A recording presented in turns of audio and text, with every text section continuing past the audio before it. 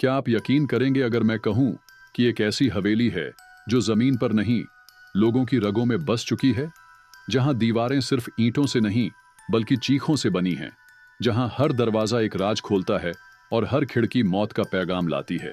ये कहानी सिर्फ एक भूतिया हवेली की नहीं है, ये कहानी उन पापों की है जो मिट्टी में नहीं, इंसानों के खून में बहते हैं। एक गांव, एक हवेली और 5 दोस्तों का सफर, जो शुरू तो मस्ती के लिए हुआ था, पर खत्म हुआ उस सच पर जो उनके साथ ही दफन हो गया। सुनने की हिम्मत है तो बने रहिए। अगर आप चैनल पर नए हैं तो चैनल को सब्सक्राइब कर लीजिए और वीडियो को लाइक कर दीजिए। उत्तर प्रदेश के एक सुदूर हिस्से में बसा था एक गांव, कालेशपुर। समय के साथ यह गांव उजड़ गया था। जो बचा था वो था केवल सन्नाटा, टूटी फूटी झोपड़ियां और गांव के बीचों बीच खड़ी एक पुरानी हवेली, जिसे लोग ठाकुर हवेली कहते थे। इस हवेली के चारों ओर की जमीन पर घास भी नहीं उगती थी, जैसे धरती ने भी उस जगह को ठुकरा दिया हो। हवेली की दीवारों पर गहरे लाल रंग के धब्बे थे जो देखने में खून जैसे लगते थे। हवेली का मुख्य दरवाजा हमेशा खुला रहता, मगर कोई अंदर जाने की हिम्मत नहीं करता। गांव वालों का मानना था कि रात में हवेली से किसी औरत की चीखें आती हैं, कभी कभी बच्चों की हंसी सुनाई देती है और कई बार किसी के रोने की आवाज। कहते हैं आज से करीब 50 साल पहले इसी हवेली में ठाकुर रघुनाथ सिंह का परिवार रहता था। रघुनाथ सिंह बेहद जालिम और क्रूर इंसान था। गांव की गरीब लड़कियों को हवेली में काम के बहाने बुलाया जाता और फिर उनका कभी कोई अता पता नहीं चलता। एक के बाद एक 13 लड़कियां हवेली में गईं और कभी वापस नहीं आईं। जब गांव वालों ने सवाल उठाया तो रघुनाथ ने अपनी ताकत से सबकी आवाज दबा दी। मगर कहते हैं एक रात, पूर्णिमा की रात, जब हवेली में एक अजीब सी जलती बुझती रोशनी दिखी, उसके बाद रघुनाथ और उसका पूरा परिवार अचानक हवेली में ही खून से लथपथ मिला। दीवारों पर खरोंच के निशान थे, जैसे किसी ने नाखूनों से खून निकाल दिया हो। कहानी यही खत्म नहीं हुई। उसके बाद जो भी इंसान हवेली के पास गया या वहां रात गुजारने की कोशिश की, वो या तो पागल हो गया या गायब हो गया। गांव वालों ने डर के मारे पूरा गांव ही छोड़ दिया। अब वहां सिर्फ हवेली है और वो चीखें जो रात के सन्नाटे में गांव की वीरान गलियों में गूंजती है। कालेशपुर की उस ठाकुर हवेली का माहौल ही जैसे मौत का पैगाम था। हवेली के भीतर घुसते ही एक अजीब सी सीलन भरी बदबू नाक में घुस जाती, जैसे सड़े हुए मांस और मिट्टी की गंध एक साथ मिल गई हो। हवेली की दीवारें इतनी पुरानी थीं कि जगह जगह से चूना झड़ रहा था और उन दीवारों पर गहरे खरोंचों के निशान थे, मानो किसी ने नाखूनों से अपनी बेबसी लिख दी हो। खिड़कियों के कांच टूटे हुए थे, जिनसे ठंडी हवाएं लगातार सीटी बजाती हुई अंदर आती। हवेली के फर्श पर बिछी धूल के बीच में कभी कभी नंगे पैरों के गीले निशान दिखते, जो अचानक ही गायब हो जाते। रात होते ही हवेली जैसे जिंदा हो जाती। कभी दरवाजा खुद ब खुद कड़कड़ाकर खुल जाता, तो कभी ऊपर किसी कमरे से सरसराने की आवाजें आती, मानो कोई भारी चीज खींची जा रही हो। हवेली के बीचों बीच लगे झूले की रस्सियां बिना किसी हवा के भी अपने आप हिलती, जैसे कोई अदृश्य शक्ति उस पर झूल रही हो। ठाकुर हवेली के आसपास हमेशा एक अजीब सा कोहरा फैला रहता। गर्मी हो, सर्दी हो या बारिश, हवेली के चारों तरफ का माहौल हमेशा ठंडा और रहस्यमय बना रहता। हवेली में घुसते ही ऐसा लगता जैसे कोई अदृश्य ताकत गले पर हाथ रख देती हो, सांस लेना भी मुश्किल हो जाए। रात के वक्त बिजली जब चमकती तो हवेली की टूटी खिड़कियों में किसी की परछाई दौड़ती हुई दिखती। बारिश की तेज बूंदें हवेली की जर्जर छत पर गिरकर ऐसी आवाज करती जैसे कोई पत्थरों से दरवाजा पीट रहा हो। हवेली के आसपास की हवा इतनी ठंडी थी कि शरीर में झुरझुरी दौड़ जाती। हवेली के पिछवाड़े लगे सूखे पेड़ों की टहनियां हवा में इस तरह हिलती जैसे किसी ने फांसी पर लटकी लाशों को झूला दिया हो। गांव वालों का कहना था कि बारिश की रातों में हवेली के बाहर लाल साड़ी पहने एक औरत दिखाई देती है, जिसके लंबे बाल उसके पैरों तक झूलते हैं और उसकी आंखों में खून उतर आया है। अंशुल, 26 साल, एक यूट्यूबर जो भूतिया जगहों की खोज और पैरानॉर्मल इन्वेस्टिगेशन के लिए जाना जाता है। बचपन से ही रहस्यमयी चीजों में गहरी दिलचस्पी।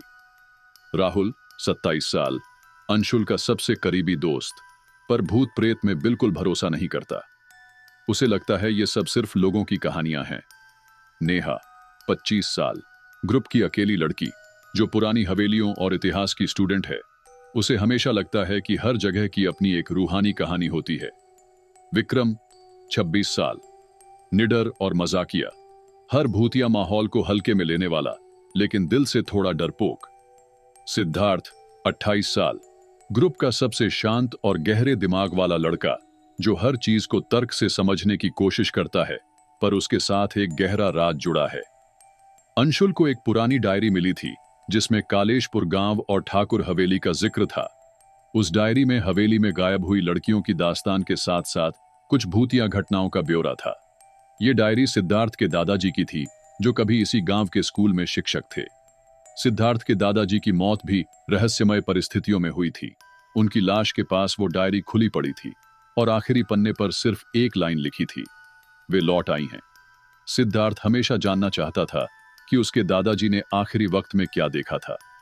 इसी सच की तलाश में उसने अपने दोस्तों को मनाया और सबने मिलकर उस हवेली में एक रात गुजारने का फैसला किया, ताकि सच और अफवाह के बीच का फर्क समझा जा सके। अंशुल और राहुल बचपन के दोस्त हैं, नेहा और विक्रम कॉलेज फ्रेंड्स हैं और अब गर्लफ्रेंड बॉयफ्रेंड हैं। सिद्धार्थ सबका पुराना दोस्त है, लेकिन अपने परिवार के रहस्यों के बारे में कभी ज्यादा खुलकर बात नहीं करता। ये सभी पहले भी कई भूतिया जगहों पर गए हैं, पर ऐसा डरावना अनुभव कभी नहीं हुआ। उस हवेली में बसने वाली आत्मा है चंपा, सिर्फ 16 साल की मासूम लड़की, जिसे गांव वाले उसकी खूबसूरती के लिए देवी का रूप मानते थे, लेकिन उसकी सुंदरता ही उसकी बर्बादी बन गई।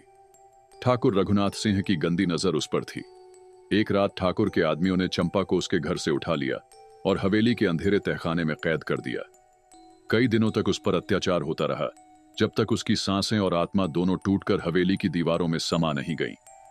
उसकी चीखें हवेली की दरारों में कैद हो गईं, लेकिन मरने के बाद भी चंपा की आत्मा को मुक्ति नहीं मिली। हवेली की दीवारों में, हवेली के फर्श पर, हवेली की टूटी खिड़कियों में उसकी सिसकियां गूंजती रहीं। और जब ठाकुर ने 13 और मासूम लड़कियों के साथ यही किया, तो हवेली उन सब की सामूहिक कब्र बन गई। अब ये हवेली सिर्फ दीवारों से नहीं, बल्कि उन 14 लड़कियों की आत्माओं से बनी थी, रोती, चीखती, खून से लथपथ आत्माएं, जो हर गुजरने वाले को अपनी पीड़ा में खींच लेना चाहती थीं। सफेद साड़ी में लिपटी हुई परछाई, जिसके पैरों से लगातार पानी टपकता है, मानो उसे जबरन नदी में डुबोकर मारा गया हो। उसके बाल इतने लंबे कि घसीटते हुए फर्श पर चलते हैं।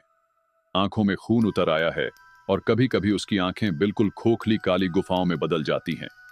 कभी सिर्फ पायल की धीमी आवाज आती है, तो कभी अचानक कान के पास कोई सांसें छोड़ता महसूस होता है। सबसे खतरनाक आदत, जब भी कोई लड़की हवेली में आती है, तो चंपा की आत्मा उसे अपने साथ खींचकर तहखाने में ले जाना चाहती है, ताकि उसकी अधूरी कहानी किसी और के साथ पूरी हो। वो न्याय चाहती है, पर अब उसकी आत्मा इतनी क्रूर और दर्द से भरी हो चुकी है कि वो किसी को भी नहीं छोड़ती, चाहे वो निर्दोष ही क्यों ना हो। हवेली में घुसते ही हर कोई धीरे धीरे महसूस करता है, जैसे उसकी सांसें भारी हो रही हैं, जैसे कोई अदृश्य हाथ गले को कसकर दबा रहा हो। जो भी उसकी चीखें सुन लेता है, उसकी आत्मा पर चंपा का काला साया बैठ जाता है। जब अंशुल, राहुल, नेहा, विक्रम और सिद्धार्थ हवेली में दाखिल होते हैं, तो उन्हें शुरुआत में यह बस एक डरावना खंडहर लगता है, मगर जैसे जैसे वो अंदर बढ़ते हैं, हवेली अपने भयानक राज खोलने लगती है। हवेली के बीचों बीच एक बड़ा कमरा है, जिसकी लोहे की जंजीरों से बंद दरवाजा खुद ही धीरे धीरे चरचराता खुलने लगता है। कमरे के भीतर सिर्फ एक पुरानी लकड़ी की चारपाई और दीवार पर सूखी खून की छींटें हैं। चारपाई के नीचे एक फटी हुई चूड़ियों की माला और एक तोड़कर फेंकी गई पायल मिलती है। सीढ़ियों के नीचे दबा एक पुराना चमड़े का बक्सा मिलता है। उसके भीतर एक मटमैली डायरी है, जिस पर मिट्टी और खून के धब्बे लगे हैं। वो डायरी सिद्धार्थ के दादाजी की है, जो गांव छोड़ने से पहले हवेली के रहस्यों को समझने आए थे। आखिरी पन्नों में सिर्फ यह लिखा है, हवेली सिर्फ दीवारों से नहीं बनी, ये मासूम चीखों का मकबरा है। जो इसे सुन लेगा, वो इसे जीने लगेगा। गांव में अब गिने चुने बूढ़े लोग ही बचे हैं, जो हवेली के नाम से भी कांपते हैं। एक बूढ़ा लंगड़ा काका बस इतना कहता है, जिस रात पहली लड़की की चीख हवेली में गूंजी, उसी रात हवेली ने अपनी आत्मा खो दी। अब वहां जो भी जाता है, वो कभी खुद को पूरी तरह वापस नहीं ला पाता। हवेली में घुसते ही दरवाजे खुद ब खुद बंद हो जाते हैं। दीवारों पर कभी कभी गहरी खरोंचें बनती दिखती हैं, मानो कोई अंदर से निकलने की कोशिश कर रहा हो। रात के 3 बजे हर कमरे में किसी के फुसफुसाने की आवाज आती है, किसी अनजान भाषा में। हवेली की पुरानी घड़ी, जो सालों से बंद थी, खुद चलने लगती है और हमेशा 3:13 पर आकर रुक जाती है। हर किरदार को कभी कभी अपने ही चेहरे का विकृत, खून से सना रूप दिखता है, जैसे हवेली उनके भीतर का डर उनके सामने ला रही हो। हवेली के तहखाने में एक छुपा हुआ दरवाजा है, जिसके पीछे उन 14 लड़कियों के शवों की दीवार में चुनी हुई हड्डियां हैं। उन्हीं हड्डियों में से एक खोपड़ी के भीतर दबी है चंपा की टूटी चूड़ी, जिसे छूते ही हवेली की सारी आत्माएं जाग जाती हैं। और तब शुरू होता है मौत का असली खेल। जब पांचों दोस्त हवेली में दाखिल होते हैं तो उनकी टॉर्च की रोशनी बार बार खुद ही बुझने लगती है। नेहा दीवार के पास खड़ी होती है, तभी दीवार पर उसकी परछाई के साथ एक और लंबे बालों वाली परछाई दिखने लगती है, बिल्कुल पास, बिल्कुल सटी हुई। पर पीछे कोई नहीं होता।